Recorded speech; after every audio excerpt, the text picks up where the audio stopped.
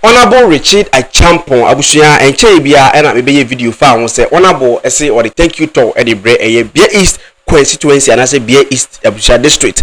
Now me kwada sorry honorable esa de another letter tin de abontin se there be lista oma me de betu dwa ma ahwefo ne wona wo hwe Kama Studios na wona wonya kwanya hwe esa video no enkura anytime ye bobo che ahwefo nyina na bushia.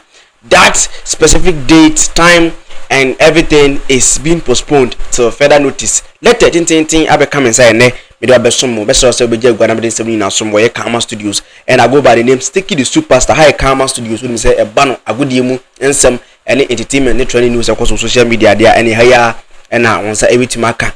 Na fi me mfo mu wa honorable letter wo de aba say ye me mfa nsom ahwefo won ehwe Kama Studios na say oh Bia East as ya what wetima hye no so ama me na bibeti ma kama honorable say we regret to inform you that our planned thank you tour, which was originally scheduled to place between Friday 20th June, that is 20th June to Saturday 28th June 2025, has been postponed until further notice. Honorable say or the data or the two just say thank you to our in Piswaso started where Sunday started that was Friday 20th June 2025 ekopem 28th June Saturday on 2025 on Saturday we postponed the ekopem ebre kakra it is ebre duruwa or raba somatifo.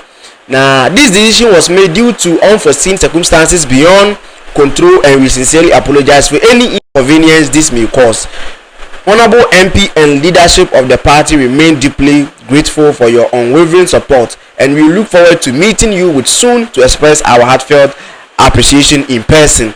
A new date will be communicated in due courses. Thank you. Signed, Joseph Apraku and chairman of NDC Kua Bia East say we some free honorable any party the Bible say there be date or the Bible say obey thank you to Onabusia Sabri postpone the share for na date anytime timetable I would carry back first no besa the for na either some nti ya and abenya all the legit news fa on peswa so ne de ekoso bia no se betimaka